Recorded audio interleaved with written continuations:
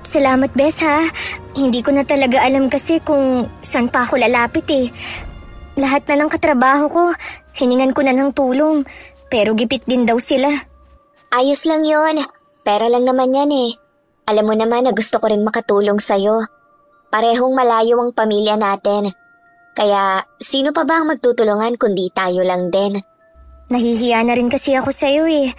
Lagi na lang kasi akong nangaabala sa'yo. Ikaw na lang ng ikaw ang nagpapahiram sa akin.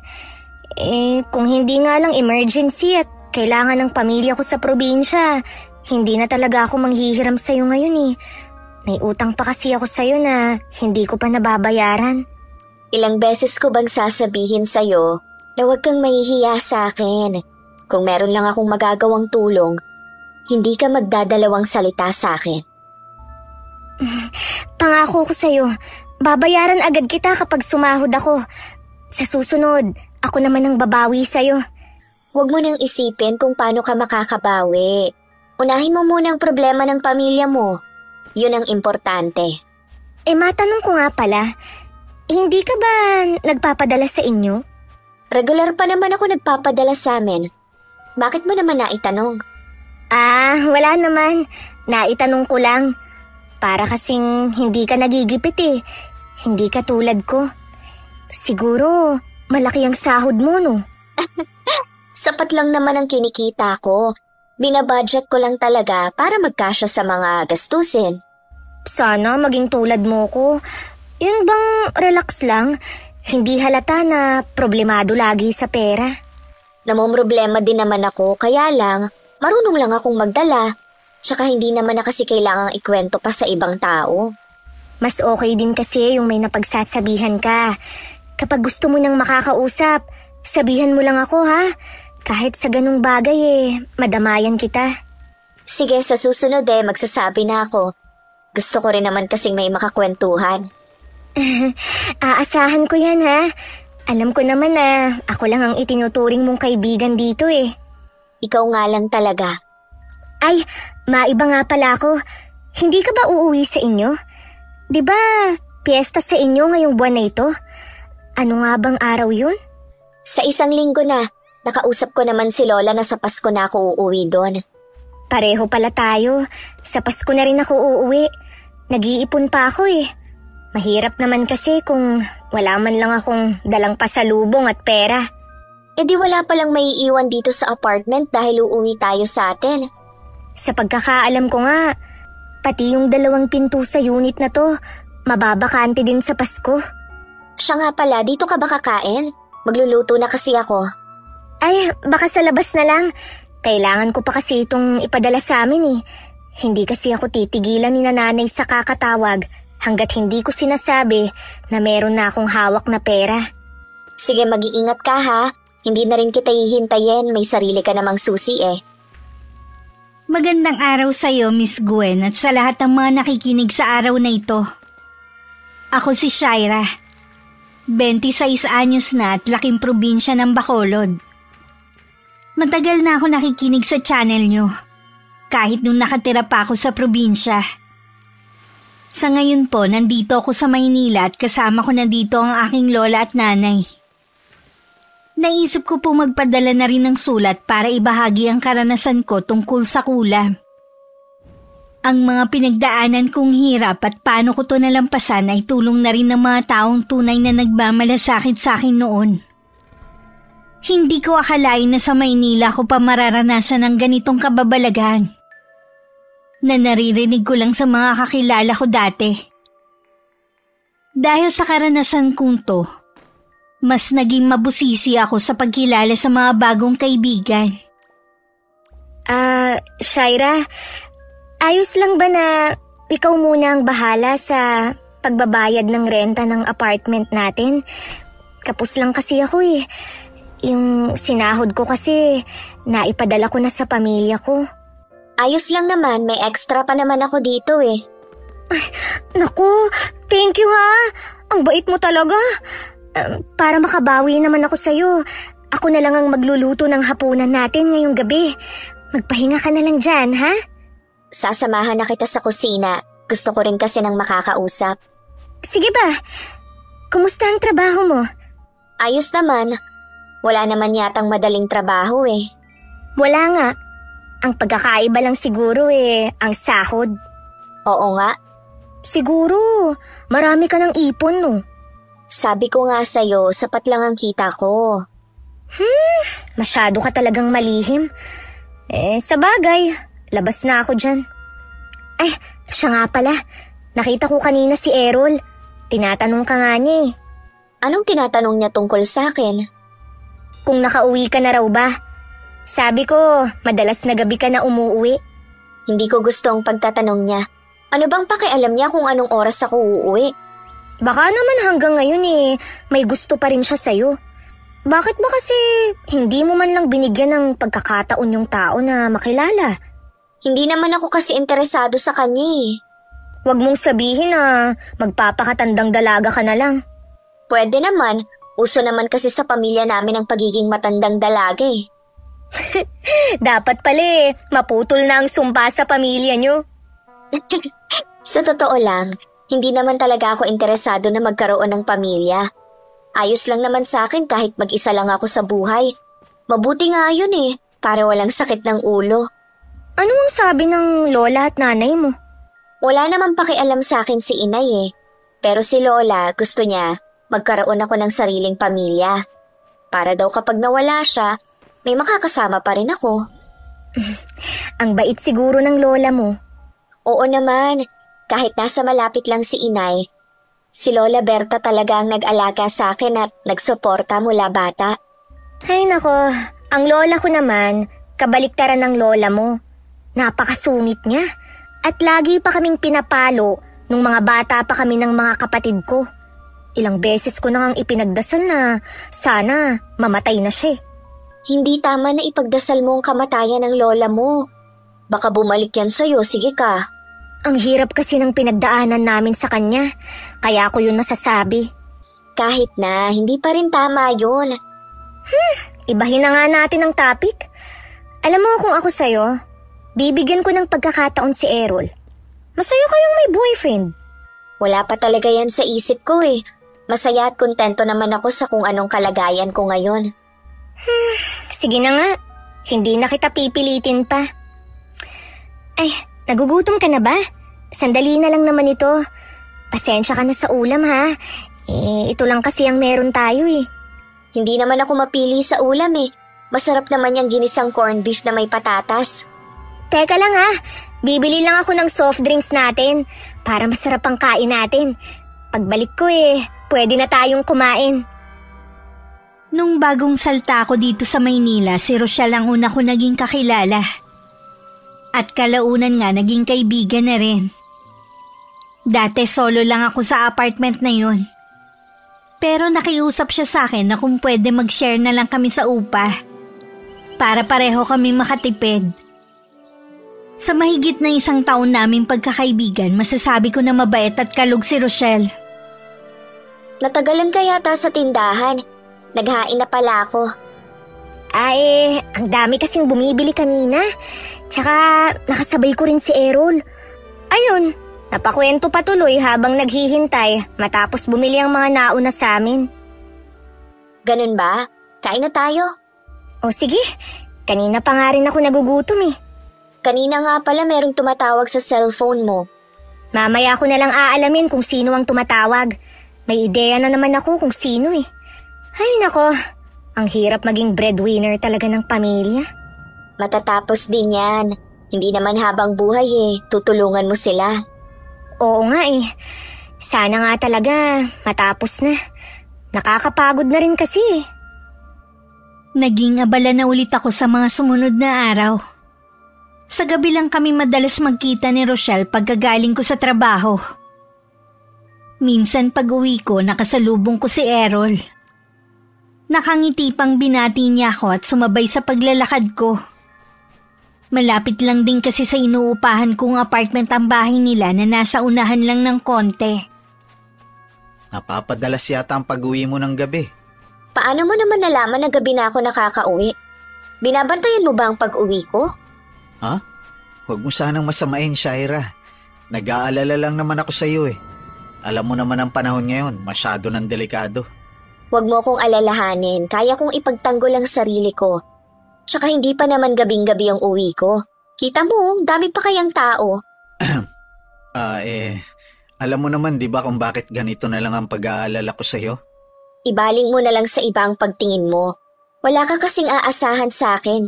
Dati pa naman nilinaw ko na yan sa'yo. Pwede bang malaman ko anong dahilan mo?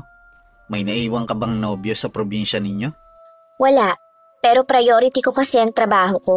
At saka ayokong mahati ang atensyon ko sa pamilya ko at pakikipagrelasyon. Hindi naman kasi porke papasok ka sa isang relasyon kakalimutan mo na ang pamilya mo. Hindi naman ganun yun. Halata na wala ka pang alam. Sorry kung natawa ako. O paano? Ito na ang gate ng apartment ko. Papasok na ako sa loob. Baka hinihintay na rin ako ni Rochelle. Sa tingin ko wala pa yung kasama mo dyan. Wala pang bukas na ilaw Oo nga no. Siguro hating gabi na naman ang uwi nun. Si Rochelle dapat ang binabantayan mo sa pag-uwi. Meron naman naghahatid sa kanya. Tsaka alam naman yan delikado ang panahon ngayon lalo't babae siya. Ganoong oras pa siya umuwi. Akala ko magkaibigan na kayong dalawa. Bakit parang hindi ka naman nagmamalasakit sa kanya? Kinakausap ko lang naman siya dahil meron akong tinatanong sa kanya. Ganun ba? Lolo mo yata yung nasa labas ng gate nyo. Mukhang hinihintay ka na rin niya. Ganyan talaga si Lolo Bencio. Mas gusto niyang lumalabas sa gabi kaysa sa araw. Nagmamasid-masid lang yan sa paligid sa mga taong dumadaan. Kayo lang bang dalawa ng lolo mo sa bahay na yan? Oo. Ang mga magulang ko kasi nasa malayong lugar na nagtatrabaho. O paano? Papasok na ako sa loob Sige, uuwi na rin ako. Panatag na ang loob ko na nakauwi ka na. Hindi agad umalis sa labas ng gate si Errol hanggat hindi ako nakakapasok sa loob ng bahay.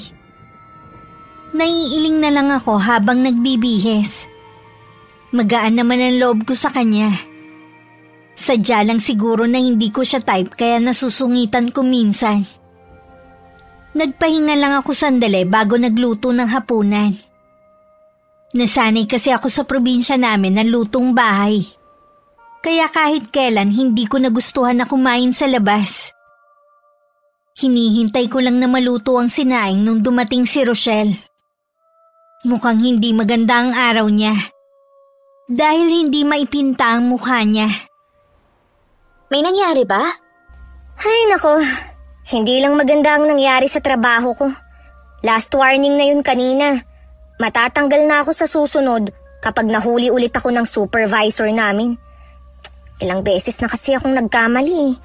Dapat kasi kapag nasa trabaho ka, focus ka sa ginagawa mo. Alam ko naman yun. Kaya lang kasi, ang dami kong iniisip din Tungkol ba sa pamilya mo? Ano pa nga ba? Tapos, yung boyfriend ko, masyado pang seloso. Hindi na nga nakakatulong sa akin Sa palagay ko, kailangan mong kausapin ang pamilya mo ng masinsinan. Hindi naman kamo napupulot lang ang pera dito. Mahirap kamong buhay natin dito. Hindi naman sila makikinig Katulad ngayon, umutang ng motor ang kapatid ko nang hindi ko alam. Kailangan daw ng panghulog sa Makalawa na. Saan naman ako kukuha? Parang nagsasabog ang utak ko. Ay nako. Meron pa naman akong naitatabing pera dyan, gamitin mo muna. Kaya lang, kailangan mo rin maibalik agad sa katapusan ng buwan ang lahat ng inutang mo. Kailangan ko na rin kasing magpadala sa amin Ha? Totoo ba? Naku, salamat Shaira ha. Hulog ka talaga ng langit sa akin. Relax ka na lang dyan. Kumain ka na ba? Hindi pa nga Dumiretso na lang nga ako ng uwi dito. Dahil wala rin naman akong perang pangkain sa labas. Dapat siguro bawasan mo na rin ang pagkain sa labas para kahit papano nakakatipid ka. Naisip ko nga rin yan Sa susunod na sahod mamimili na lang ako ng pagkain para tipid. Maiwan na muna kita ha. Magbibihis lang ako. Nang sumunod na araw wala akong pasok kaya naglinis na lang ako ng buong bahay. At naglaban na rin ng mga damit. Wala nun si Rochelle. May pinuntahan. Nung nagpapahinga na ako, naisip kong mag-scroll sa Facebook. Bihira ko lang naman gawin yun. Ganun na lang ang gulat ko nang makita ko ang mga post ni Rochelle. Hindi kasi akalain ng ibang makakakita na hirap siya sa pera dahil sa pamilya. Kung saan saang mamahaling restaurant kasi siya kumakain. At may mga post din siya na magaganda ang pinupuntahan nila ng boyfriend. Akala ko ba gipit siya sa pera? Ano tong post niya? Bago lang mga to ah. Kung nagagawa naman pala niya to, dapat bayaran na niya ako. Mamaya pag uwi niya kakausapin ko na siya. Habang naghihintay kay Rochelle, nilibang ko muna ang sarili ko sa panonood ng TV. Hapon na nung dumating siya. Hindi naman nakaligtas sa akin ang mga dala niyang paper bag. Nagulat pa siya na nasa sala lang ako. Oh, nandyan ka pala? Hinihintay kasi kita eh. Mabuti maaga kang umuwi. May nangyari ba dito? Mukha kasing okay ka na. Sisingilin ko na sana yung mga inutang mo. Kailangan ko na rin kasing magpadala sa amin eh. Kasi naipadala ko na kanina eh. Hindi ko naman kasi alam na kailangan mo na rin eh. Di ba sabi ko naman sa'yo, kailangan ko yung pera ngayong katapusan ng buwan? Ilang araw pa naman ang katapusan ah. Huwag kang mag-alala. Gagawa ko ng paraan. May mauutangan naman siguro ako. Hindi tama na ang ibabayad mo rin sa utang utang din. Hindi ka na makakaahon yan. Dapat siguro hindi mo muna inuuna ang luho mo. Wala naman akong luho ah. Sobrang tipid ko na nga sa sarili ko eh. Nakita ko ang mga post mo sa Facebook. Bago lang ang ilan sa mga yon. Naku, kunwari lang ang mga post na yun. May nanlilibre kasi sa akin. May piso nga, wala akong inilalabas eh. Huwag mo sanang mamasamain ang sasabihin ko ah. Hindi tama na mag-post ng mga luho mo tapos sa totoong buhay, hindi naman ganun talaga ang buhay mo. Account ko naman yun eh. Ipopost ko lahat ng gusto ko. Wala akong pakialam sa sasabihin ng ibang tao. Wala naman akong tinatapakan eh. Hindi pa rin tama. Katulad ko na nakakita. Akala ko may pera ka na kaya kita sinisingil ngayon. Parang panluloko na rin ang ginagawa mo eh. Pasensya ka na kung ganun ang naramdaman mo. Huwag kang mag-alala. Gagawa ako ng paraan para mabayaran kita. Promise ko yan sa'yo. Pasensya ka na rin kung sinisingil na kita. Kailangan ko na rin kasi eh. Shaira, hindi mo kailangang humingi ng pasensya. Ako nga ang may atraso sa'yo eh. Yun lang naman ang pakay ko. Baka gusto mo nang magpahinga. Sige, sa kwarto lang ako ah. Ako na pala ang bahala sa pagluluto mamaya. Huwag ka nang gumawa sa kusina. Pumasok na rin ako sa kwarto at doon na nagpalipas ng oras. Kahit pagod ako maghapon, hindi pa rin ako makaidlip kahit sandali. Naisip ko na lumabas ng bahay. May ginawa kong duyan sa may puno at doon ako tumambay. Medyo mahangin kaya nakakaramdam ako ng antok nang makarinig naman ako ng boses. Paglingon ko sa may gate, nakatayo dun si Errol. Iminwestra niya kung pwede siyang pumasok.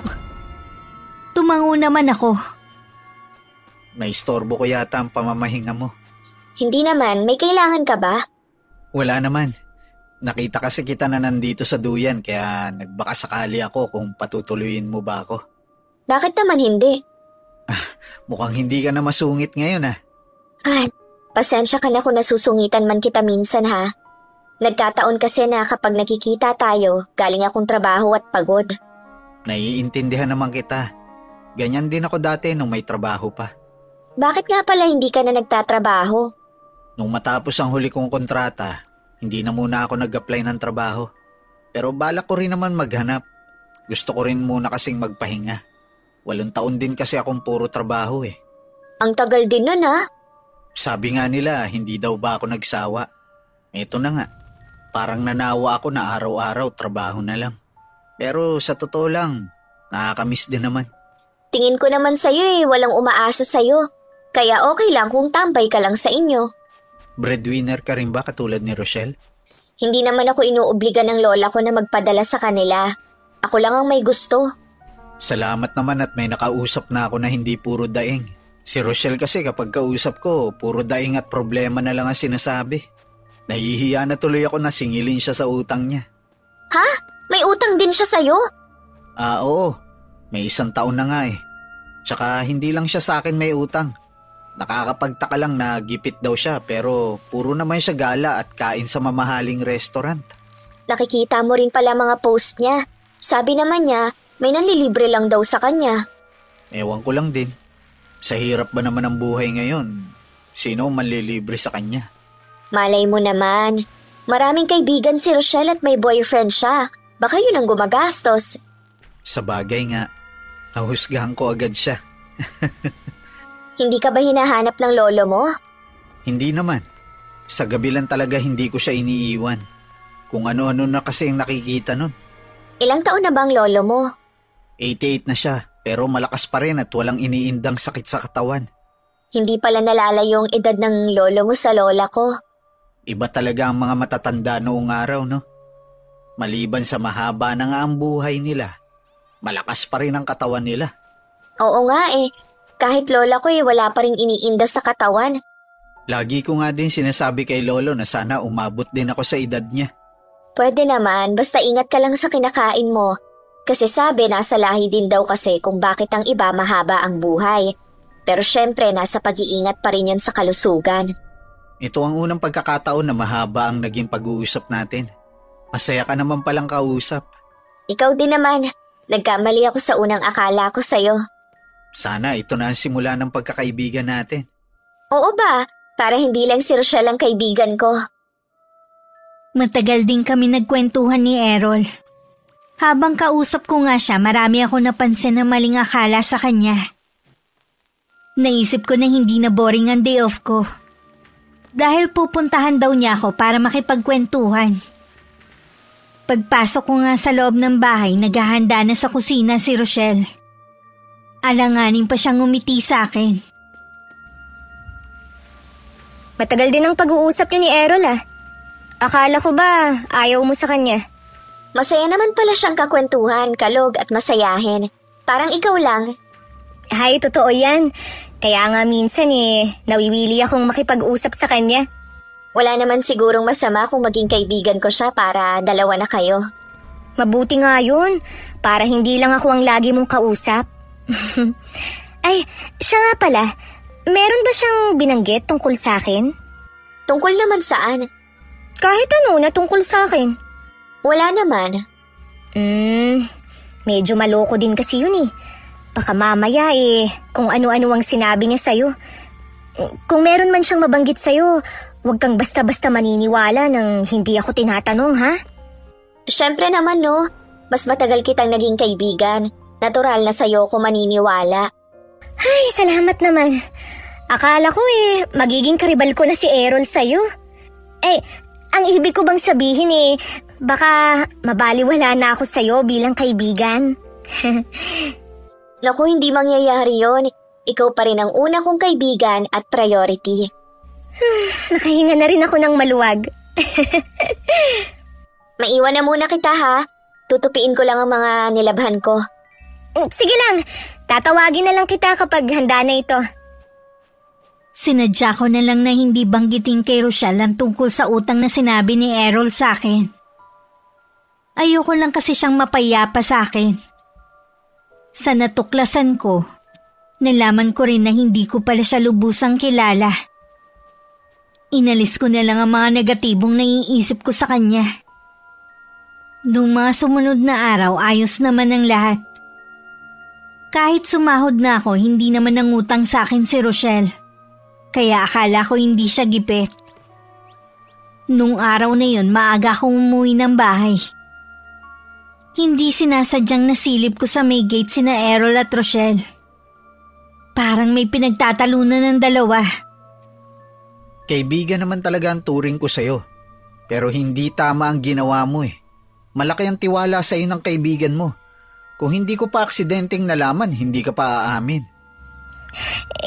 Gipit lang talaga ako. Kaya ako yun nagawa.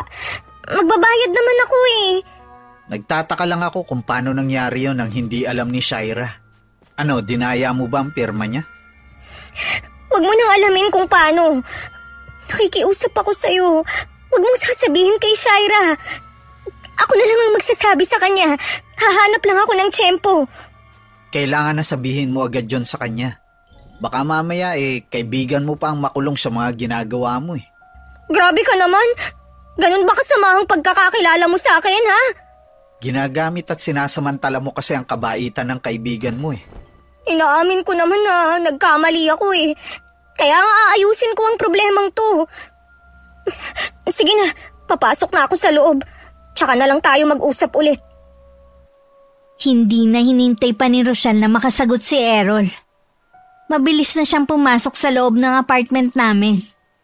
Nagulat pa nga siya nang makita ako sa sala. Napalingon pa siya sa pinanggalingan.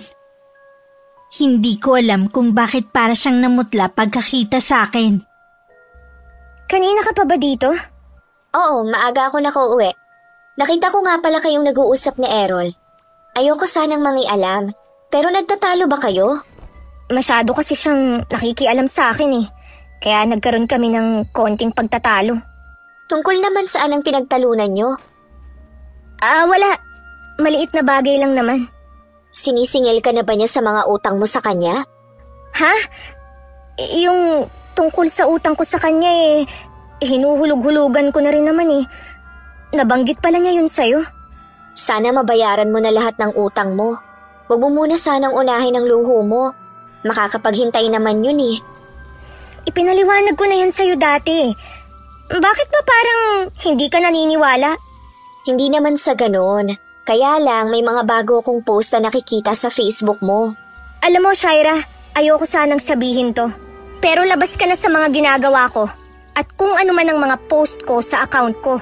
Pasensya na. Wala naman akong masamang intensyon eh.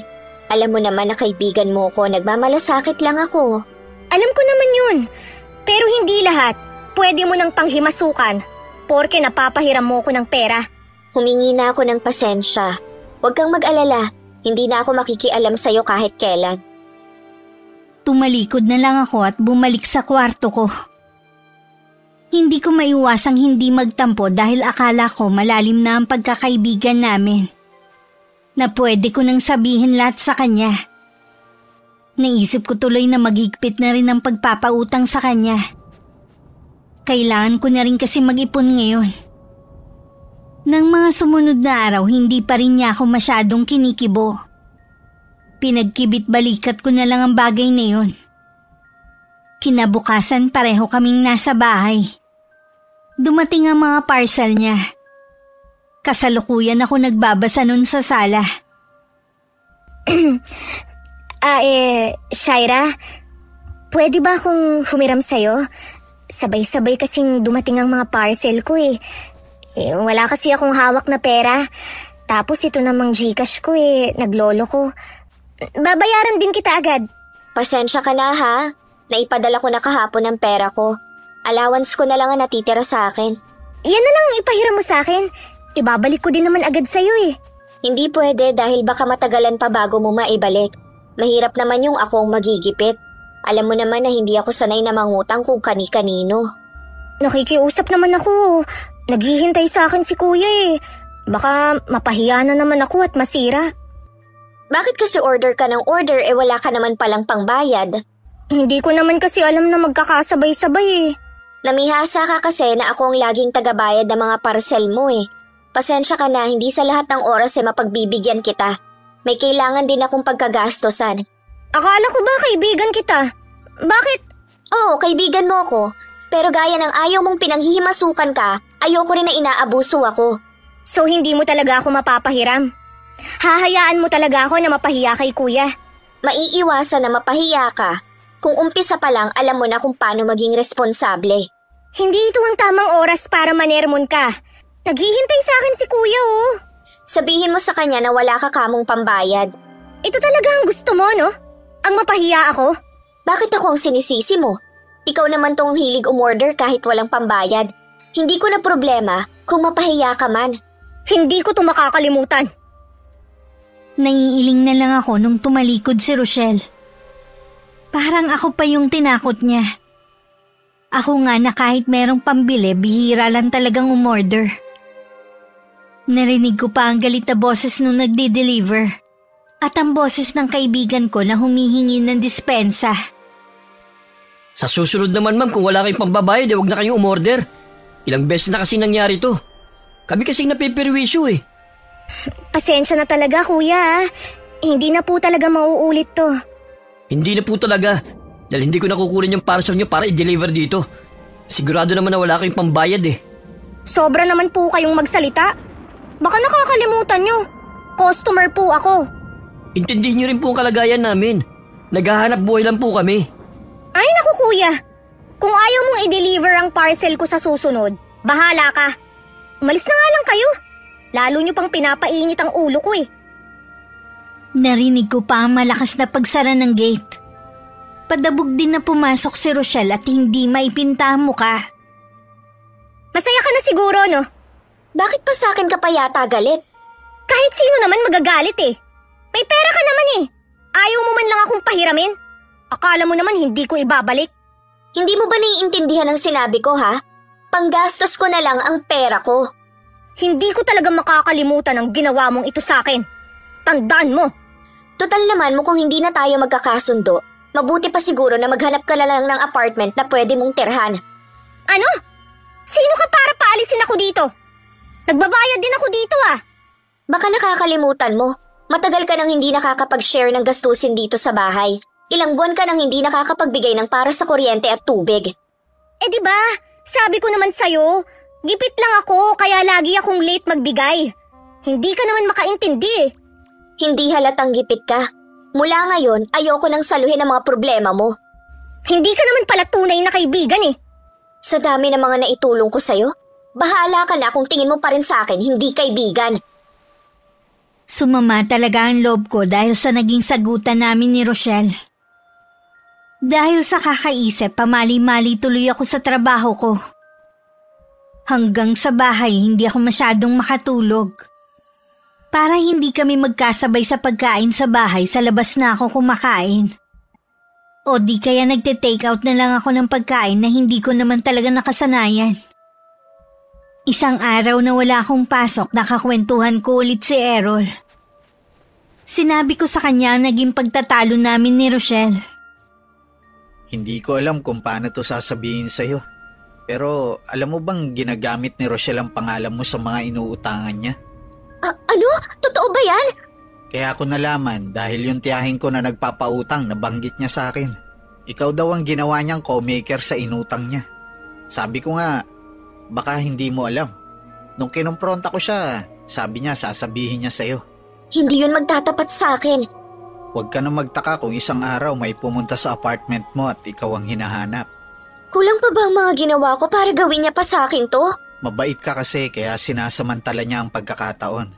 Hindi mo alam, inaabuso ka na ng kaibigan mo. Tama lang pala na sinabihan ko siya na lumipat na ng ibang apartment. Mahirap kasing kumilos kung hindi na kami magkasundo sa bahay. Nakaalis na ba siya? Yun nga ang problema eh, ayaw niyang umalis. Ikaw naman ang nauna sa apartment na yan, kaya tama lang na siya ang magparaya. Iniisip ko nga kaya ayaw niyang umalis, baka wala siyang pera panlipat. Posible nga rin yun. Ano bang dapat kong gawin? Naaawa naman ako sa kanya kung paaalisin ko na wala man lang siyang pera. Kung ayaw niyang umalis sa apartment ninyo, edi ikaw na lang kaya ang maghanap ng ibang apartment. Kaya mo naman eh. Ganun na nga lang ang gagawin ko. Pero bago ako umalis, kakausapin ko muna siya. Ayoko naman kasi na habang buhay kaming magkagalit eh. Kapag may problema ka, nandito lang ako para damayan at makinig sa'yo. Tutulong na rin ako sa paghahanap ng bago mong apartment. Magtatanong-tanong ako sa mga kakilala ko. Nung gabi, sinadya ko talagang hintayin si Rochelle na makauwi ng bahay. Antok na ako pero pinipigilan ko lang. Pasado 12:00 na nung dumating siya. Pasuray-suray pa siyang pumasok kaya alam ko na lasing siya. Nagulat pa siya nung nakita ko. Bakit gising ka pa? Huwag mong sabihin na hinihintay mo ako. Oo, hinihintay nga kita. Gusto ko kasing pag-usapan ng problema. Wala namang problema sa akin eh. Ewan ko sa'yo. Naisip ko na ako na lang ang lilipat ng apartment. Dito ka na lang. Siguro, kung ano-anong paninira ang sinabi ni Errol tungkol sa akin, oh. Lintik talaga na lalaki yun. Meron nga siyang sinabi sa akin pero hindi naman paninira yun eh. Ginamit mo pa talaga ang pangalan ko para makapangutang ka. Ano? Wala talagang isang salita ang lalaking yan. Mabuti na rin na sinabi niya dahil alam ko naman na wala kang balak sabihin sa akin. Kulang pa bang mga ginawa ko sa iyong tulong, ha? Kulang pa bang mga pagpapautang ko sa'yo para gamitin ang pangalan ko? Desperado na kasi ako eh. Kung saan ako kukuha ng pera? Alam mo naman na ako lang ang inaasahan ng pamilya ko. Pati yan. Gusto ko na rin pagdudahan kung nagsasabi ka ba ng totoo na nagpapadala ka sa pamilya mo o ginagastos mo lang sa mga luho mo. Kung gusto mo, pakausap ko pa sa yung pamilya ko eh, para maniwala ka. Hindi na kailangan. Ang gusto ko lang kasi walang maging samaan ng loob kapag nagkahiwalay na tayo ng tirahan. Talaga bang hindi na kita mapipigilan? Matagal na tayong magkasama eh. Hindi na ako sanay na hindi ikaw ang kasama. Tsaka hindi ko kayang bayaran ng upa rito. Mahirap din sa akin ang gagawin ko pero wala na akong magagawa. Ayoko rin kasi na madamay sa problema mo sa pera. Baka mamaya may dumating na lang dito at ako ang singilin. Shaira, patawarin mo na ako. Baka hindi ko na ulit gagawin yun. Huwag ka nang lumipat ng ibang bahay. Buo na ang pasya ko.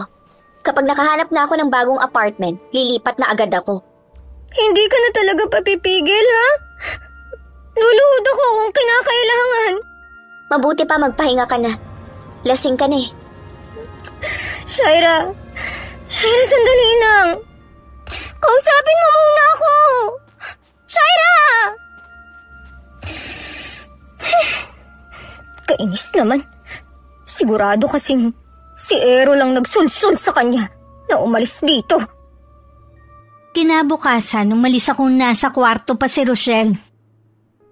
Wala akong naririnig na kaluskos sa loob kaya alam kong natutulog pa siya. Nung hapon naman, wala pa siya sa bahay. May ilang minuto pa lang ako nakakauwi nang marinig kong merong nagdo-doorbell sa labas. Nung lumabas ako para alamin kung sino, isa yung babae na tansya ko mga magsisisenta na ang edad. Alanganin siyang ngumiti sa akin. Mabilis ko rin pinagmasdan ng ayos niya na para bang malayo ang pinanggalingan. Ano po ang kailangan nyo? Hindi ko kasi alam kung tama ba tong address na napuntahan ko. Nagbabakasakali lang ako kung dito pa ba nakatira ang anak kong si Rochelle. Nanay po kayo ni Rochelle? E di ang layo pa po ng pinanggalingan nyo. Pasok po muna kayo. Hindi ko po alam kung anong oras makakauwi ang anak nyo eh. Salamat, Ineng ha. Ibig palang sabihin dito pa rin siya nakatira? Opo, mahigit 1 taon na po kaming magkasama sa apartment na to. Ang napuntahan ko lang kasi yung dati niyang tinutuluyan eh. Alam ko nga na lumipat na siya. Pero hindi sinasabi kung saan. Ang sabi lang niya palipat-lipat siya ng bahay. Ikukuha ko po muna kayo ng merienda. Hindi na, Ineng. Busog pa naman ako. Pwede bang makahingi na lang ng tubig? Sige po, teka lang po at ikukuha ko lang kayo.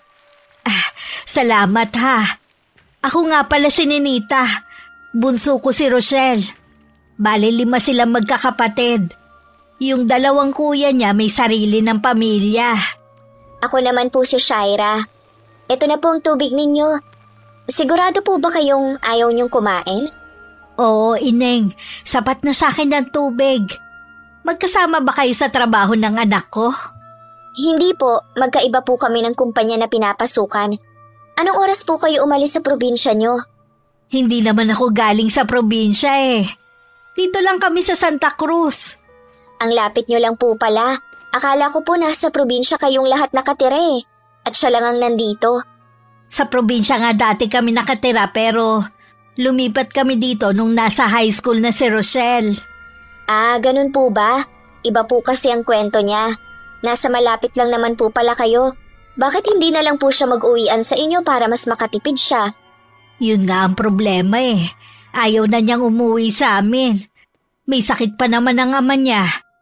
Gusto sana siyang makasama. Kaya lakas loob na akong pumunta rito.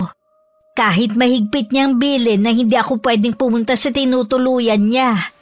Kailan niyo po ba nakausap ang anak niyo? Siguro may 3 buwan na rin. Ayaw niya kasi kaming kausapin sa cellphone kapag tumatawag kami. Yung isang kapatid lang niya nagsasabi na maayos daw ang buhay niya dahil nakikita niya ang mga post. Huwag niyo sanang mamasamain ang pagtatanong ko, ha? Regular po ba siyang nagbibigay ng pera sa inyo? Mula nang magkatrabaho siya Ni minsan hindi niya kami binigyan. Katwiran niya kasi hindi niya kami obligasyon. Kuya lang niya kasi ang nagpaaral sa kanya. Hindi nga po kayo obligasyon ng anak. Pero kapag mahal po natin ang magulang, magbibigay tayo kahit papaano. Gusto ko lang talaga makita ang kalagayan niya. Wala naman akong balak na humingi sa kanya Kung matagal na po kayong hindi nagkikita sigurado na matutuwa po si Rochelle na madatnan kayo dito. Sana nga, Ineng. Sa totoo lang kasi kinakabahan ako. Nabanggit niyo po na may sakit ang asawa niyo. Sino po ang nagbabantay sa kanya ngayon? Kapisan pa naman namin ng 2 kong anak. 2 pa lang naman ang may asawa At nasa malapit lang din ang bahay nila. Salamat nga pala, Ineng, ha? At hindi ka nagdalawang isip na patuloyin ako dito. Wala po yun. Magsabi lang po kayo kung nagugutom kayo o kung may kailangan pa kayo. Habang nag-uusap kami ni Aling Ninita, marami akong nalaman sa pag-uugali ni Rochelle. Napakaluho pala talaga niya. Marami nga daw silang naibentang gamit para lang maibigay ang gusto nito.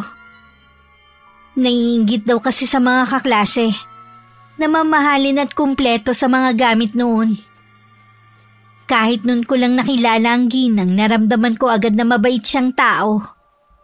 Hindi na rin ito naitago ang hinanakit sa anak. Gabi na nang dumating si Rochelle. Labis ang gulat nito nang makita ang ina. Imbis na magmano, ang nanay pa niyang sumalubong at yumakap sa kanya.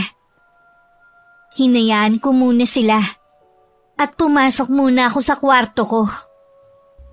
Ano pong ginagawa niyo rito? Paano niyo ako natuntun dito? Ilang buwan ka na kasing hindi nagpapakita sa amin Hinahanap ka na ng itay mo. Habang tumatagal lumulubhan ang kalagayan niya. Kung nandito po kayo, para hingan ako ng perang pampagamot kay itay. Wala po akong extra ngayon.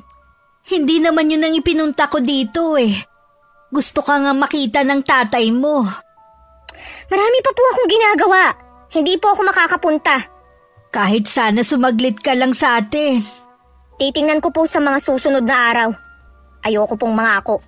Hindi ka ba nag-aalala sa tatay mo, ha? Kahit ang mga doktor nagsabi na baka hindi na siya magtatagal.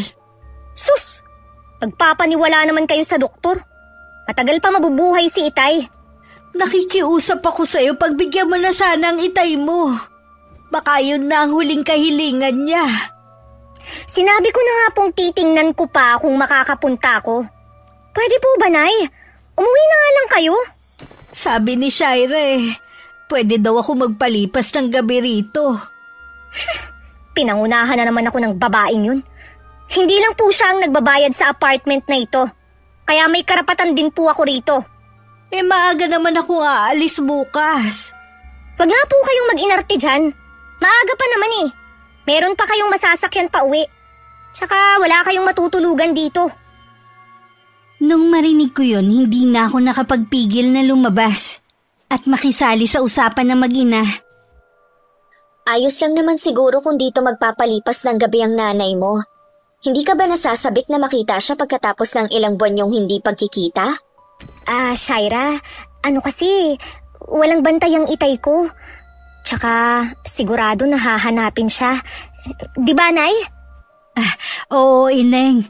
Uuwi na lang ako ngayon. Maaga pa naman Marami pa naman bumabiyahing jeep. Mahirap na pong bumiyahe kapag ganitong oras kahit sabihin na maaga pa. Dumito na lang po kayo ngayong gabi, Aling Ninita. Malaki naman po ang sofa. Kasi... Sige na po, Nay. Dito na nga lang muna kayong gabi. Maiwan ko muna kayo. Magbibihis lang ako. Ganyan po ba talaga niya kayo tratuhin? Pagod lang siguro ang anak ko. Mabuti pa po. Tara na po sa kusina. Mauna na po tayong kumain. Hihintayin ko na lang si Rochelle para sabay na kami. Sigurado po kasi na kumain na siya sa labas. Ganun ba? Opo, kaya sumabay na po kayo sa akin. Pagpasensyahan nyo na nga lang po ang iniluto kong ulam. Ako nga ang dapat humingi ng dispensa eh. Nakaabala pa ako sa'yo. Naku, wala po yun. Maupo lang kayo dyan. Hindi ko nga pala naitanong kung nasaan ang pamilya mo. Nasa probinsya po ang nanay at lola ko. Sa Pasko po uuwi ako sa amin. Napakaswerte naman ng nanay at lola mo sa'yo. Mabait ka kasing bata eh. Sige na po, kumain na kayo. Nung matapos kami maghapunan, hindi ko na napigilang maghugas ng platong pinagkainan namin ng ginang. Ako na rin ang naglabas ng unan at kumot para gamitin ni Aling Ninita. Hindi na kasi lumabas ulit si Rochelle para asikasuhin ng nanay niya. Kinabukasan, nagisnan ko ng gising si Aling Ninita. Sinabihan ko siya mag-almusal muna bago umalis. Lumabas lang ako sandali para bumili ng pandesal sa malapit na bakery. Nandito pa rin kayo, Nay? Sabi niyo maaga kayong aalis ngayon. Paalis na sana ako. Kaya lang pinigilan ako ng kaibigan mo eh. Dito na daw ako mag-almusal. Sana tumanggi kayo. Ang sabihin niyo, naghihintay kayong abutan ko. Pwes, wala ho akong pera. Sige, aalis na ako. Pakisabi na lang kay Shaira ha. Oo, sasabihin ko na lang sa kanya. Oh, Aling Ninita, saan po kayo pupunta? Uuwi na siya. Kailangan na kasi. Kumain na po muna kayo at sabay na tayong umalis. May pasok ka pala ngayon? Akala ko pa naman day off mo. May iba akong lakad ngayon. Ganun ba? Halina po kayo sa kusina. Lalabas din muna ako. Bibili din ako ng almusal ko. Pagpasensyahan mo na sana ang anak ko ha. Ayos lang po. Naghahanap na rin naman po ako ng malilipatan. Sa totoo lang po, hindi na kami magkasundo ng anak nyo. Bali wala po sa akin kung hindi siya mag-share dito sa bahay at mga utang niya. Pero hindi ko po matanggap na pati pangalan ko gagamitin niya para lang makautang. Hindi naman po ako pumapayag na maging guarantor o co-maker niya. Ginawa rin pala niya sa'yo mga ginawa niya sa mga kapatid at kaibigan niya. Kaya hindi siya makaharap sa kuya niya eh. Dahil hanggang ngayon nagbabayad pa rin ng utang. Nung una po hindi ako makapaniwala na gagawin niya yon. Mabait kasi siya kapag nakaharap eh. Ngayong dumalaw kayo, mas lalo kong nakilalang tunay na siya. Ako na ang humihingi ng tawad sa mga ginawa ng anak ko. Dapat po magbago na siya. Baka mamaya, yung gawain niyang magpahamak sa kanya. Kung ano kasi ang nakikita niya sa Facebook, gusto niyang gayahin at kailangan meron din siya. Hindi naman kami nagkulang ng itay niya sa pangangaral sa kanila magkakapatid eh. Lagi naming sinasabi sa kanila mula pa noon, makontento ko ano lang ang meron. Baka po impluwensya ng mga kaibigan kaya po siya nagkaganon. Kahit po kasi ako, nagulat na baon pala siya sa utang dahil sa mga luho niya. Hindi ko na alam ang gagawin ko sa kanya. Dasal ko na sana magbago na siya. Ayoko na mapahamak siya. Nung makaalis kami ni Aling Ninita, hindi pa rin bumabalik si Rochelle. Habang nakasakay sa jeep, nadaanan namin siya sa isang kainan na kumakain mag-isa. Nakita ko ang lungkot sa mukha ng nanay niya. Kahit ako nang lumo sa ugaling ipinapakita niya. Hanggang sa bahay nila, hinatid ko si Aling Ninita. Hapon na ako nakauwi sa bahay. Naabutan ko na naman na nakikipagtalo si Rochelle sa nagdi-deliver ng mga parcel niya. Tuloy-tuloy lang ako at hindi lumingon. Kahit narinig ko ang sinabi ni Kuya na pabayaran muna sa akin. Maya-maya kasunod ko na si Rochelle. Shaira, baka pwede mo akong pautangin muna. Hindi kasi pwedeng i-cancel ang order ko eh. Galing pa kasing abroad. Wala din akong pera dito eh. Kasi kanina ko pa sinabi kay Kuya na hindi ko na lang tatanggapin dahil nga wala akong pera. Ang kulit naman, hindi daw yun pwedeng isauli. Hindi ka talaga madadala hanggat hindi pulis ang kumakatok dito. Shaira, nagmamakaawa naman ako sa'yo. Sige na naman, babayaran naman kita sa sahod ko eh. Ikaw ang uunahin ko. Kung maganda lang sanang pakitungo mo sa nanay mo, baka sakaling maawa ako sa'yo. Sa sarili mo ang ina, hindi ka marunong maawa eh. Kung ano man ang sinabi sa'yo ng nanay ko, hindi totoo yun. Napuno na lang kasi ako sa kanilang lahat. Kaya ganun na ang asal ko. Ang hirap kaya na lahat sa akin iniaasa nila. Tumigil ka na nga sa mga kasinungalingan mo! Hindi ka ba kinikilabutan? Isinasangkalan mo lagi ang pamilya mo para makakuha ng pera sa mga kakilala mo. Ni minsan naman pala mula nang magkatrabaho ka, hindi ka man lang tumulong sa kanila. Ibinaon mo pa sila sa utang dahil sa kagustuhan mong makisabay sa mga kakilala mo. Teka nga, kung ano man ang meron ako, pinaghirapan ko. At yung iba, libre lang naman sa akin. Hindi mo na ako maluloko pa sa mga kasinungalingan mo. Kung ako sa'yo, umuwi ka na sa inyo, bago pa mahuli ang lahat. Iisa lang ang magulang natin. Bago mo pagsisihan na hindi mo man lang nakausap ang itay mo. Kung hindi mo ako mapapahiram ng pera, huwag mo na lang akong sermonan. Balikan mo na si kuya sa labas, baka naiinip na yon. Ilang beses na akong napapahiya dahil sa'yo. Kasalanan mo yan. Wala ka naman kasing pambayad, order ka pa rin ng order. Alam mo, sana, maranasan mo ang nangyari sa akin. Para maramdaman mo kung paano mapahiya. Nagkulong na lang ako sa kwarto. Hindi ko na rin alam kung ano nangyari sa kanila nung nag-deliver ng parcel niya. Nung sumunod na araw, kay Errol ko lang nalaman na nakarating pala sila Rochelle sa barangay. Hindi niya kasi ako mapilit kahapon. Hindi ko kasi nagustuhan kung paano niya tratuhin ang nanay niya. Ang dami ko ring natuklasan na kasinungalingan niya. Katulad na hindi naman pala totoong nasa probinsyang pamilya na. Pwede nga siyang mag-uwian na lang kesa umupa eh. Kahit turing ko na sa kanya kaibigan, alam ko na meron siyang itinatagong ugali. Mabuti nalaman mo na rin. Oo nga, ang lala pala ng ugali niya. May sakit ang ama niya at baka mawala na, pero ayaw pa rin niyang bisitahin. Siya nga pala, may nakita ka na bang lilipatan? Wala pa nga eh. Meron kasi malapit dito, kaya lang baka ayaw mo na rito. Ang gusto ko lang makabukod para magkaroon naman ako ng peace of mind. Maganda yon at tama lang sa'yo. Kaya lang 1 buwan pa bago mabakante. Ganun ba? Kung wala pa rin ako mahanap, baka mahintay ko yung sinasabi mo. Mabait yung may-ari nun at hindi ka na mahihirapan sa paglilipat kung sakali. Salamat sa tulong ha. Sa totoo lang, hindi ako masyadong makatulog dahil kay Rochelle. Inaalala ko pa yung sinabi mo na baka may bigla na lang kumatok sa apartment para singilin ako dahil ginamit niya ang pangalan ko. Huwag kang mag-alala. Tutulungan kita sa bagay na yan. Walang ibang mapapahamak kundi siya lang. Pinilit ko na lang ibalik sa normal ang lahat. Kahit nagkikita kami ni Rochelle sa bahay, hindi ko na lang siya pinapansin. Unti-unti na rin ako nag-aayos ng mga gamit ko. Lingid pala sa aking kaalaman, ilang beses na siyang pinatawag sa barangay. Dahil sa mga reklamo sa kanya. May mga kolektor din ako ang hinahanap dahil sa ako daw ang ginawang co-maker ni Rochelle. Magalang naman ako nagpaliwanag na hindi ko alam ang bagay na yun. At hindi ko alam kung paano niya nailagay ang pangalan ko. Posible daw na nakuha nito ang ID ko. Hindi na rin ako nakapagtimpi at kinumpronta ko na siya. Ilang kolektor pa kaya ang pupunta dito para singilin ako ha? Bakit hindi ikaw ang humarap sa kanila? Ikaw ang hinahanap? Alangan namang ako ang humarap. Ikaw ang may utang sa kanila eh. Eh di alam mo na ngayon kung ano ang pakiramdam na mapahiya, ha? Ipinaliwanag ko ang nangyari at pinatunayan ko na hindi ko alam ang tungkol sa utang mo sa kanila. Kahit saan, handa akong humarap. Sinasabi ko sa'yo, lalo kang mapapahiya.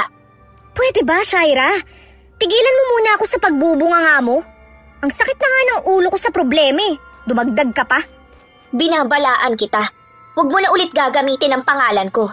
Hindi mo magugustuhan ang gagawin ko sa'yo. Ito nga palang bill ng tubig at kuryente. Ikaw ang magbayad niyan. Lah, bakit ako? Di ba dapat hati tayo? Nakalimutan mo na ba? Ilang buwan mo akong hindi hinatian dahil sabi mo kailangan mong magpadala sa inyo. Yun pala, pinambili mo lang ng luho. Hindi ko kayang bayaran to. Shaira naman. Lilipat na rin ako. Ikaw nang bahala dito. Talagang iiwan mo na ako rito? Akala ko pa naman, nagbago na ang isip mo.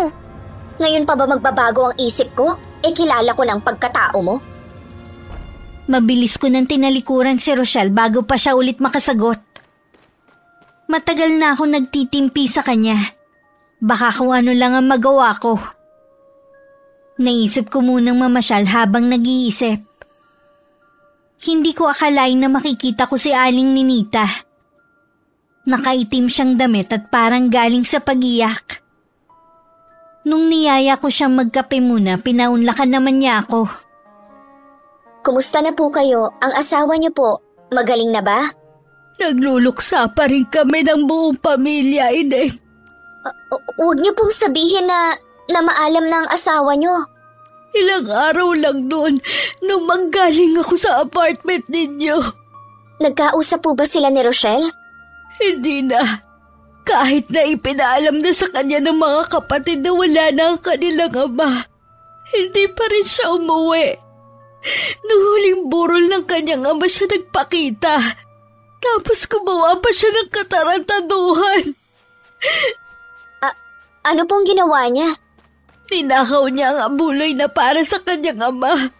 Kailangan daw niya yung pambayad sa utang. Nasa tamang pag-iisip pa ba si Rochelle? Sa tindi ng pagkahumaling niya sa mga material na bagay, hindi na siya nakakapag-isip ng tama. Ayaw na talaga siyang tanggapin ng mga kapatid niya. Pero ako tanggap ko kung ano man ang pinagdadaanan niya. Hindi po ako mayaman, pero kung ano man po ang maitutulong ko sa inyo, magsabi lang po kayo. Tutulong ako sa abot ng makakaya ko. Salamat, Ineng. Sana katulad mo na lang si Rochelle. Pasensya na po kayo kung wala na akong magagawa para matulungan ang anak niyo. Alam ko namang ginawa mo ng lahat para sa kanya. Hindi mo kasalanan kung ayaw niya talagang magbago. Imbis na gumaan ang pakiramdam ko, lalo lang tuloy bumigat nang makauwi ako. Dahil bakante na rin naman ang lilipatan ko, lumipat na ako kinabukasan. Tinulungan lang ako ni Errol sa paghahakot ng gamit.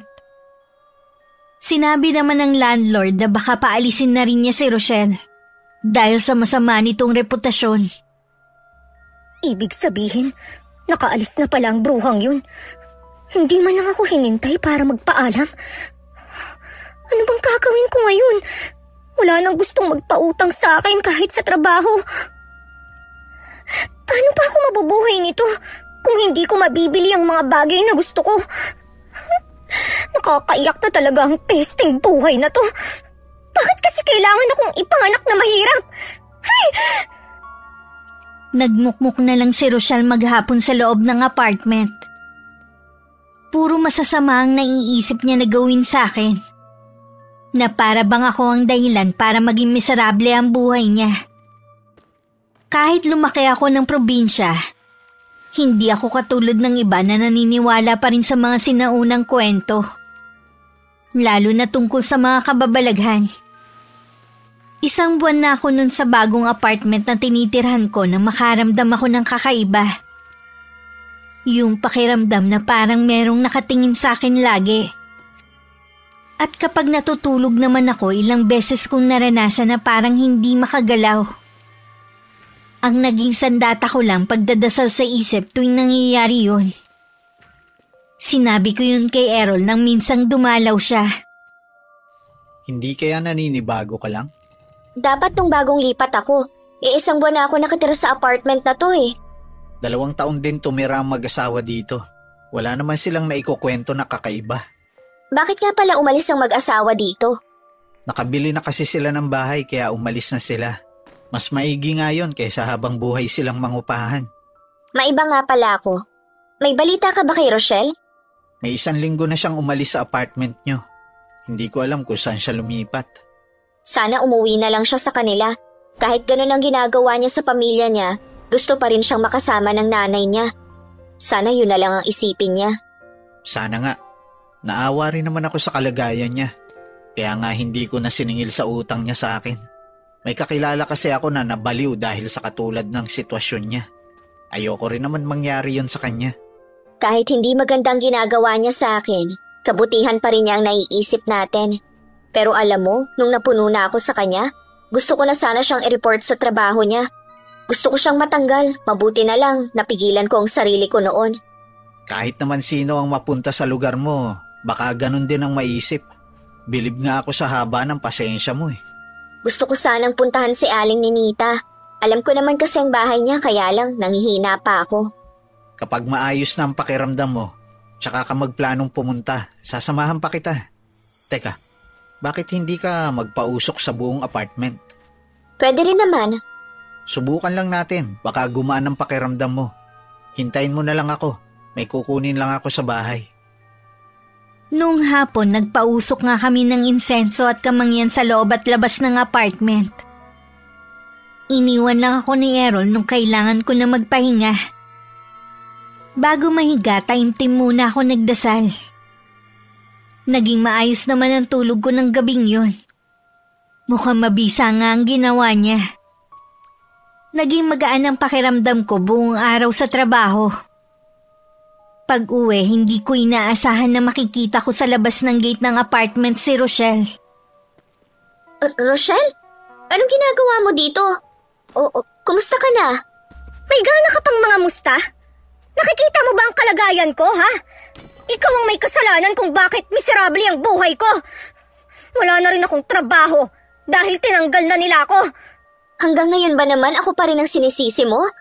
Samantalang ikaw naman ang may kasalanan kung bakit ganyan ang buhay mo. Gusto mong magbuhay mayaman at makipagsabayan sa iba. Hindi naman kaya ng sahod mo. Kahit ano pa ang sabihin mo, ikaw ang may kasalanan sa nangyari sa akin. Magbabayad ka ng malaki, Shaira. Hindi kita patatahimikin kahit anong mangyari. Mag-usap muna tayo. Kaibigan pa rin ang turing ko sa'yo. Maayos pa naman ang buhay mo eh. Tutulungan kita na makahanap ng trabaho. Hindi na maayos to dahil sa'yo. Hindi na ako makakabalik sa dati kong buhay. Akala ko pa naman kaibigan kita. Ikaw ang sumira sa buhay ko. Kaibigan mo ko, pero hindi tama na gamitin mo ko para makuha mong lahat ng gusto mo. Rochelle, sandali, huwag ka munang umalis! Huwag kang lalapit sa akin! Mula ngayon, hindi na kita kaibigan! Magkalimutan na tayo! Nasundan ko na lang siya na nag-aalalang tingin. Hindi ko na malayan na nakita rin pala ni Errol ang kaibigan namin. Anong ginagawa niya rito? Ikaw pala. Naabutan ko na siya dito sa labas ng gate eh. Parang may kakaiba sa kanya. Sana hindi mauwi sa depresyon ang pinagdadaanan niya. Oo nga, kawawa din naman. Binanggit ba niya kung saan siya nakatira? Hindi eh, hindi ko na rin naitanong. Sige, papasok na muna ako tsaka na lang tayo magkwentuhan. Akala ko magiging maayos na ang pagtulog ko sa gabi. Nagkamali lang pala ako. Nasa kalagitnaan na ako ng pagtulog ko nang maramdaman ko na naman na hindi ako makagalaw. Alam kong gising ang diwa ko ng mga oras na yun. Panay ang dasal ko sa isip ko. Pero may sumasabay na ibang boses. Malagom yun at parang sa ilalim ng lupa nagmumula.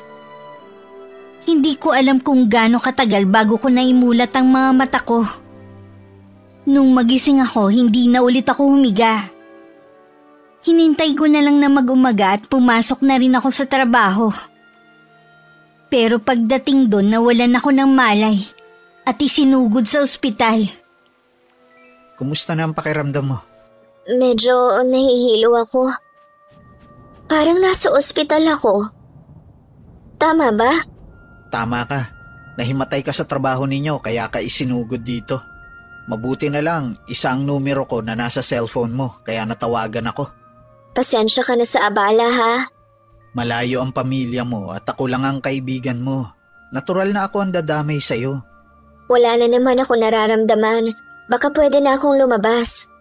Hintayin lang natin ang doktor na tumitingin sa'yo. Kapag sinabi naman niya na pwede ka nang lumabas, iuwi na kita sa apartment mo. Kaya siguro ako nahimatay dahil kulang ako sa tulog. Hindi ka na naman ba nakatulog kagabi?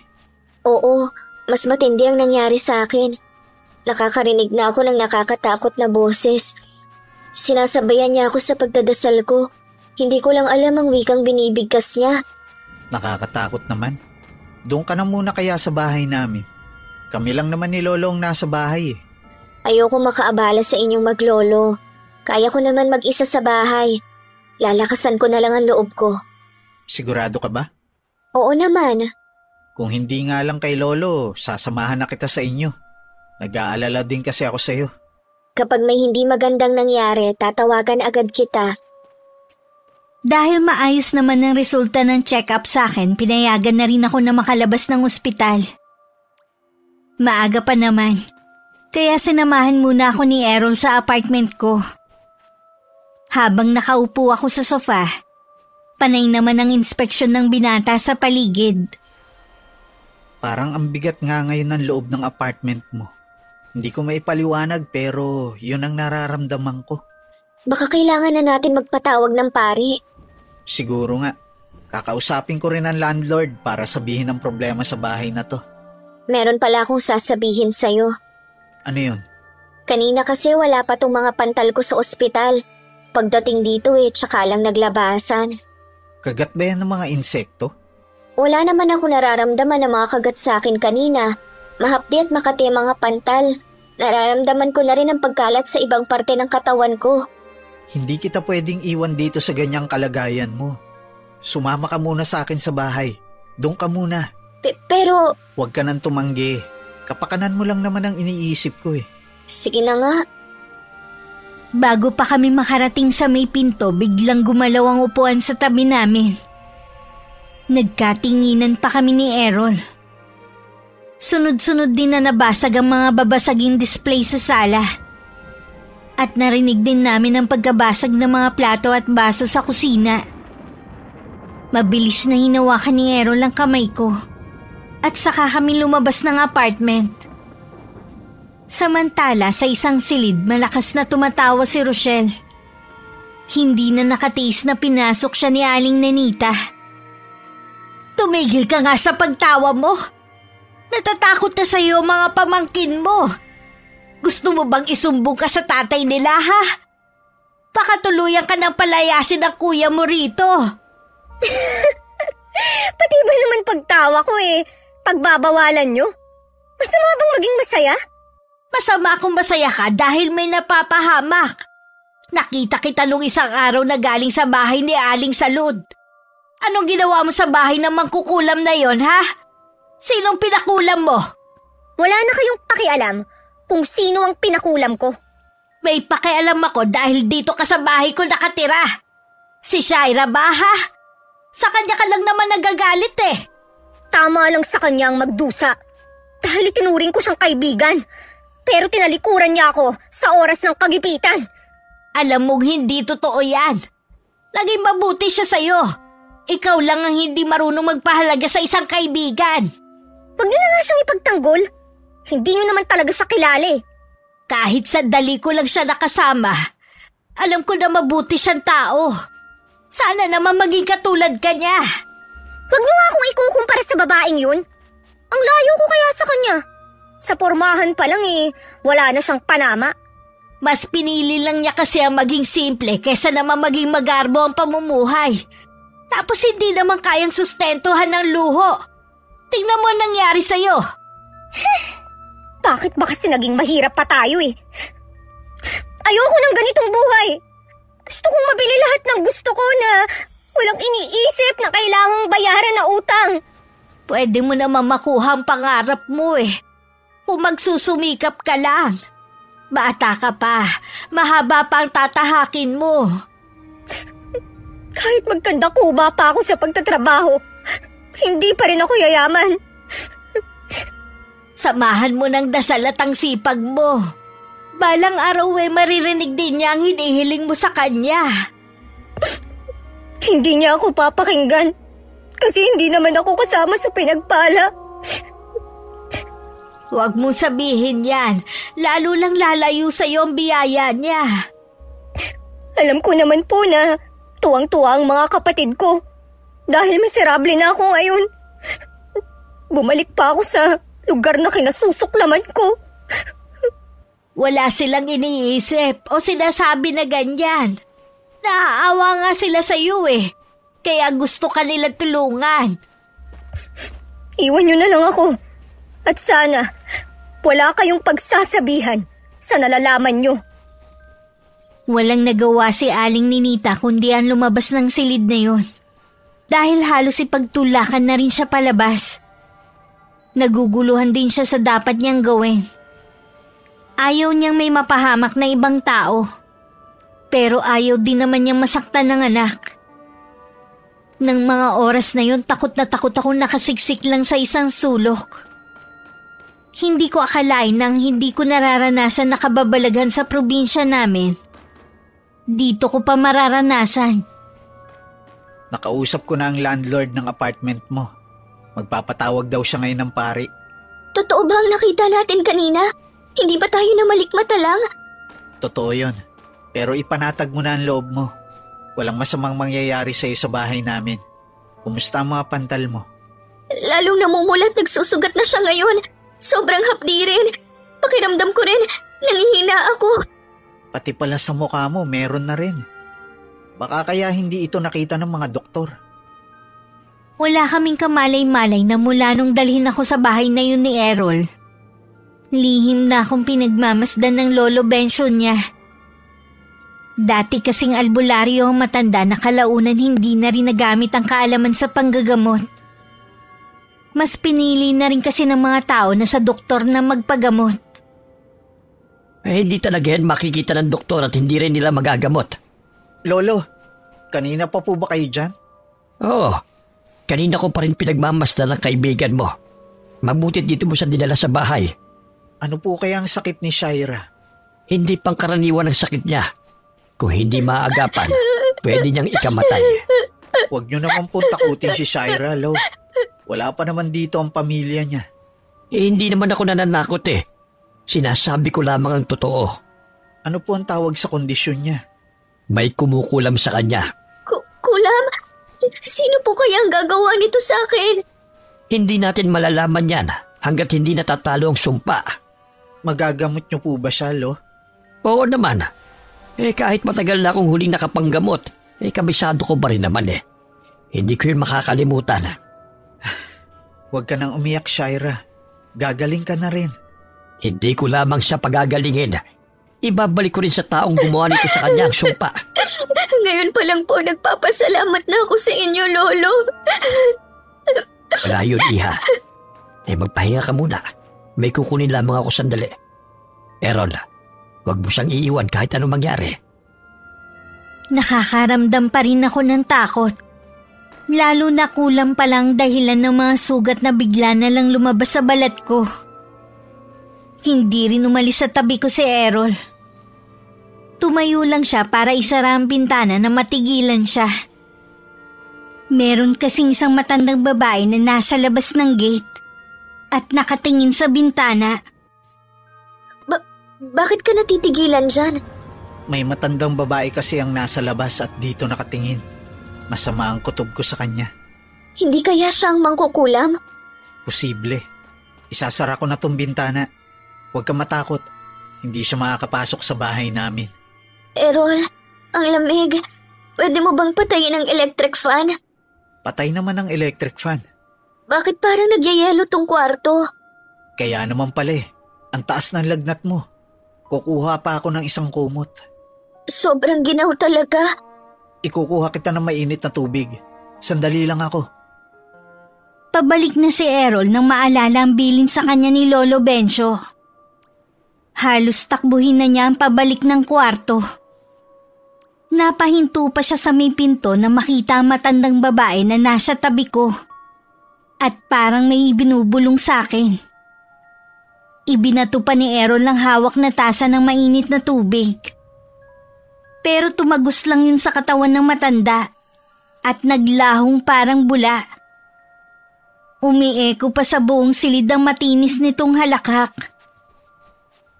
Ayos ka lang ba, Shaira? Oo, nakakatakot ang boses niya at hindi ako makagalaw. Patawarin mo ako kung iniwan kita, ha? Nakalimutan ko kasi ang bilin sa akin ni Lolo Bencio na kahit anong mangyari, hindi kita dapat iwan. Hindi ko mapapatawad ang sarili ko kung may masamang mangyari sa'yo. Baka nasa kwarto lang niya siya. Hintayin na lang natin na bumalik si Lolo. Habang naghihintay, nagkukwento ng kung ano-ano si Errol para hindi ako makatulog. Ilang sandali pa, bumalik na rin ang lolo niya. Lumapit pa ang matanda sa may bintana at nagsaboy ng kung ano. May narinig kaming igik na parang nasaktan. Layuan mo ang dalagang ito! Layuan mo ang bahay na ito! Nagkamali ka ng kinakalaban mo! Kung ako sa'yo, makipagkasundo ko na alisin ang sumpa ng dalagang ito kung ayaw mong magsisi. Ano po ang nangyari? Matigas siya. Sige, tignan ko lang kung hanggang saan ang husay niya. Kilala ko na kung sinong kumukulam sa'yo, Iha. Inutusan lamang siya. Hindi po kaya si Rochelle ang nag-utos sa kanya? Yan din ang naiisip ko. Tsaka nyo naisipin ang bagay na yan. Gagamutin na kita, Iha. Sobrang sakit po ng ulo ko. Parang mabibiyak. Ang init niya, Lo. Dumudugo po ang sugat niya. Ako na ang bahala sa kanya. May inuusal ng mga salita si Lolo Bencio. Para yung latigo na sumusugat sa balat ko kaya napapahiyaw ako sa matinding sakit. Umaalon-alon din ang tiyan ko. Wala ring tigil ang pagsusuka ko. Hanggang dugo na ang lumalabas sa bibig ko. Hindi ko na kaya. Magpakatatag ka. Huwag ka susuko. Minaliit ko matandang mangkukulam na yon. Hindi ko akalain na mabagsik ang kulam na ginagamit niya. Hindi ko isusuko sa iyo ang dalagang ito. Mas mananaig pa rin ang kabutihan. Sumasabay ang malakas na boses ni Lolo Bencio sa pagsigaw ko. Hanggang namalayan ko na lang gumiginhawa na ang pakiramdam ko. Naramdaman ko na lang na inaantok ako at para akong hinihele sa boses ng lolo ni Errol. Ano pong nangyari kay Shaira? Huwag ka mag-alala. Nakatulog lamang siya. Magaling na siya. Ibabalik ko naman sa mga taong gumawa nito sa kanya ang kulam. Sumisigaw naman sa matinding sakit si Rochelle. Parang nalalapno sa mukha niya. Pagtingin niya sa salamin, lalo siyang napasigaw at napaiyak na rin. Agad siyang pinuntahan ni Aling Nenita. Nagulat din ang kanyang ina nung makita ang itsura niya. Nay! Isa lang ang ibig sabihin niyan. Natalo ang kapangyarihan ni Aling Salud. Bumalik sa inyo ang sumpa. Ang pangit ko na po! Ang pangit ko na! Yan na nga bang sinasabi ko eh. Sinabihan na kita na tumigil na. Dahil walang buting maidudulot ang paggawa ng masama sa kapwa. Ayaw mo kasing makinig eh. Bakit ba lagi na lang akong talo? Bakit ba ang malas ko? Tahan na anak. Kahit paulit-ulit ka man magkamali, lagi lang ako nandito para sa'yo. Hindi kita pababayaan. Patawarin niyo po ako, Nay. Karma na rin siguro to sa akin. Dahil ikinahiya ko kayong pamilya ko. Dahil lang sa mahirap tayo.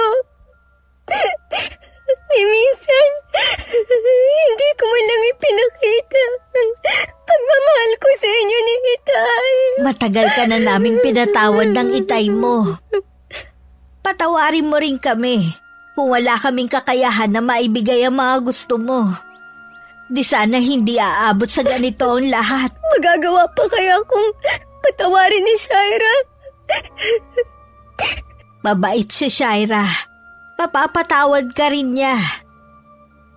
Nang kumalma na ang anak, pinuntahan ni Aling Ninita ang bahay ng kilalang mangkukulam na si Aling Salud. Pero pagdating niya, maraming tao ang nakikiusyoso. Tinanong niya ang katabing Ale.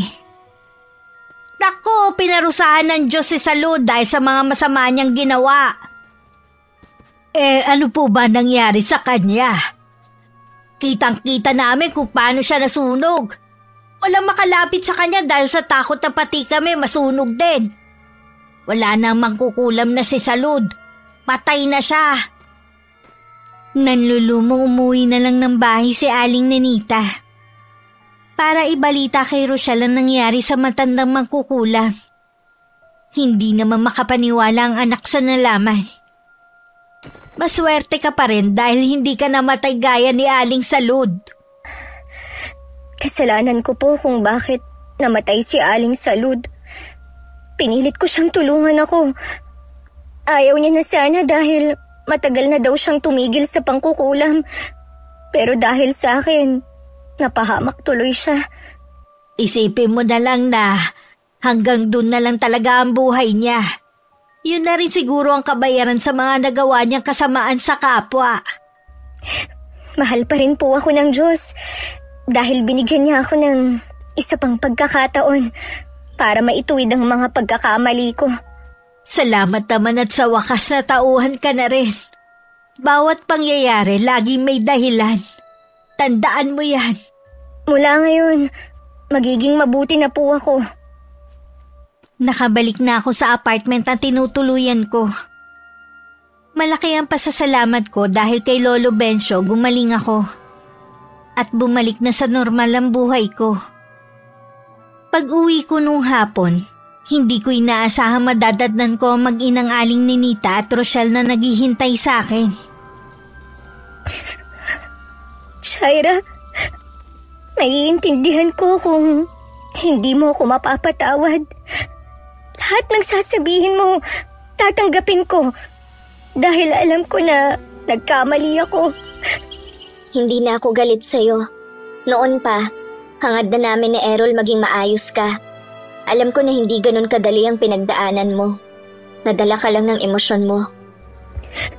Parusa sa akin ang nangyari dahil sa mga nagawa kong kasalanan. Pero tanggap ko na to. At handa na akong harapin ang bagong yugto ng buhay ko na ganito ang itsura. Lalayo na kami ng anak ko. Sa probinsya na kami maninirahang dalawa. Gusto lang namin na magpaalam pa rin sa'yo ng personal bago kami umalis bukas. Mag-iingat po kayo sa pupuntahan ninyo. Hangad ko ang katahimikan sa bago niyong titirhan. Shaira, sana lalo ka pang magtagumpay sa buhay. Salamat at naging parte ka ng buhay ko. Hindi kita makakalimutan habang buhay. At ang mga naitulong mo sa akin. Mahigpit ko pang niyakap ang kaibigan ko at si Aling Nenita. Habang tinatanaw ko ang pag-alis nila, hindi ko maiwasang maluha. Sa kabila ng mga ginawa sa akin ni Rochelle, mas nangibabaw pa rin ang awa ko sa kanya. Ang paghahangad ng sobra-sobra nagdudulot din ng kapahamakan sa isang tao. Katulad ng nangyari sa kaibigan ko. Sa kasalukuyan, Miss Gwen, kasama ko na sa tinutuluyan kong apartment ang lola at nanay ko. Gusto kong sulitin ng mga taon na nakakasama ko pa ang pinakamahalagang tao sa buhay ko. Nung isang taon, sumakabilang buhay na si Lolo Bencio. Napasukan siya ni Aaron na wala ng buhay. Hanggang ngayon magkaibigan pa rin kaming dalawa. At may trabaho na rin siya. Kaya bihira na kami magkita. Wakas,